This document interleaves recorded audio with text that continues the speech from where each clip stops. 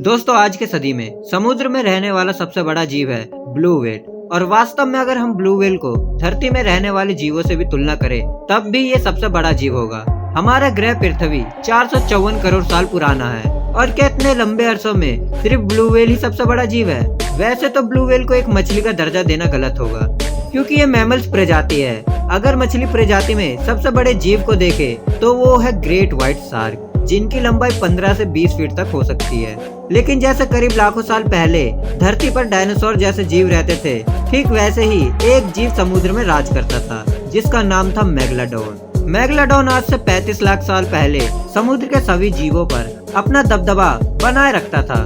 Megalodon की लंबाई 60 feet और जबड़ा करीब 3 मीटर का होता था, जो इंसानों की तुलना में काफी बड़ा था। मेगलाडोन के जबड़ों में लगभग करीब 270 दांत हुआ करते थे।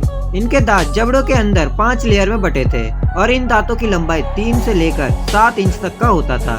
और आपको ये बात जानकर बड़ी हैरानी होगी कि जब इनके दांत टूट जाया करते तो नए दांत आने में सिर्फ 1 दिन का समय लगता था।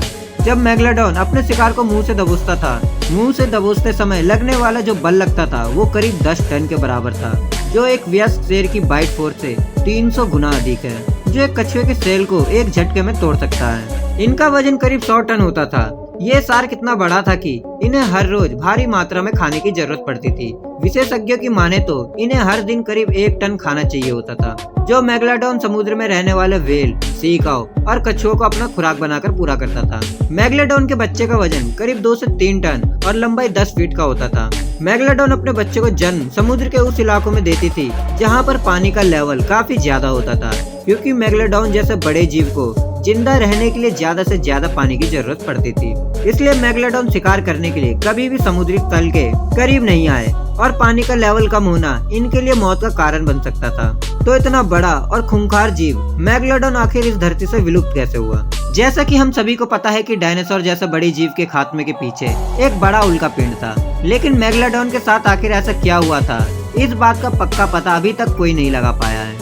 विशेषज्ञों ने मेगलाडोन के इस धरती से विलुप्त होने के कई कारण बताए, लेकिन एक थ्योरी को 100% ठीक माना जाता है। उस थ्योरी के मुताबिक समय के साथ साथ जैसे जैसे समुद्री जीवों का इवोल्यूशन होने लगा, वैसे वैसे समुद्र में जीवों की संख्या काफी तेजी से बढ़ने लगी और इन छोटी मछलियों को मेगलाडोन अपना खुराक बनाता था।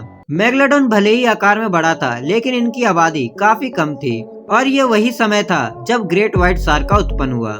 आज से करीब 30 लाख साल पहले समुद्र के कई इलाके काफी ठंडे थे और कोल्ड ब्लड वाले मेगलाडोन को जिंदा रहने के लिए हॉट वेदर की जरूरत होती थी। इसलिए जैसे जैसे समुद्र का पानी ठंडा होने लगा तो मेगलाडोन समुद्र के गर्म इलाकों में चली गई, लेकिन इनका शिकार उस ठंडे पानी में ही रह गए और उस सदी में गर्म पानी वाले इलाकों में ज्यादा मछली नहीं पाई जाती थी और इसी वजह से मेगलाडोन के लिए खाना कम पड़ रहा था।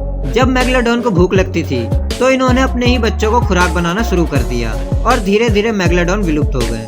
लेकिन अब सवाल ये आता है कि क्या मेगलाडोन अभी भी जिंदा है? क्योंकि कुछ घटनाओं के कारण अब मेगलाडोन के विलुप्त होने पर भी नए सवाल खड़े हो रहे हैं। साल 1875 में कुछ विशेषज्ञों को समुद्र से मेगलाडोन के 2 दांत मिले, जिस पर रिसर्च करने में ये पता चला कि ये दांत 10,000 साल पुराना है। लेकिन मेगलाडोन लाखों साल पहले इस धरती से विलुप्त हो चुका है, फिर कैसे ये दांत सिर्फ 10,000 साल पुराना हो सकता है? इसके अलावा साल 2009 में ऑस्ट्रेलिया के लोगों का कहना था कि यहाँ पर एक बहुत बड़ी शार्क मौजूद है जो मछलियों को काफी तेजी से खा रही थी।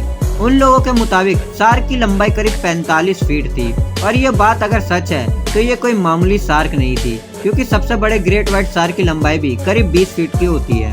और इस चीज का पता लगाने के लिए हिस्ट्री टीवी ने एक शो भी चलाया था जिसमें विशेषज्ञ 45 फीट लंबी शार्क को ढूंढने में लगे थे, पर उन्हें मेगलाडोन का नामो निशान भी नहीं मिला था। इसी वजह से मेगलाडोन को लेकर कई विशेषज्ञों में मतभेद आज भी बना हुआ है, जबकि आधे से ज्यादा विशेषज्ञों का मानना यह है कि मेगलाडोन पूरी तरह से विलुप्त हो चुका है। लेकिन कोई जीव पूरी तरह से विलुप्त हो चुका है, इसको 100% सही बताना भी गलत होगा, क्योंकि ऐसे कई समुद्री जीव भी मिले हैं जिन्हें विशेषज्ञ ने कहा था कि ये पूरी तरह से विलुप्त हो गए हैं। ऐसा सिलिकेंट मछली के साथ भी हुआ था। सिलिकेंट एक ऐसी मछली थी जो 6.5 करोड़ साल पहले विलुप्त हो चुका था, लेकिन 1983 में साउथ अफ्रीका में एक सिलिकेंट पाई गई थी। इस मछली ने अपने वजूद को लेकर विशेषज्ञों के लिए कई सवाल खड़े कर दिए थे।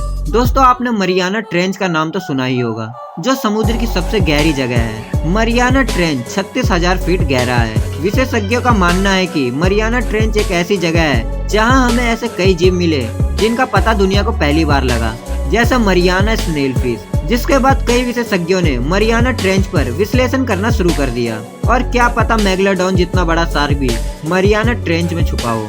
और मेगलोडॉन का पता लगाने के लिए उतनी गहराई में जाना मौत को दावत देना है, क्योंकि आप समुद्र की गहराई में जितना अंदर जाओगे उतना ही पानी का प्रेशर बढ़ता है, जो किसी भी इंसान को मौत के घाट उतार सकता है। दोस्तों, आपको क्या लगता है, मेगलोडॉन अभी भी जिंदा है या नहीं? हमें कमेंट बॉक्स में बताएं।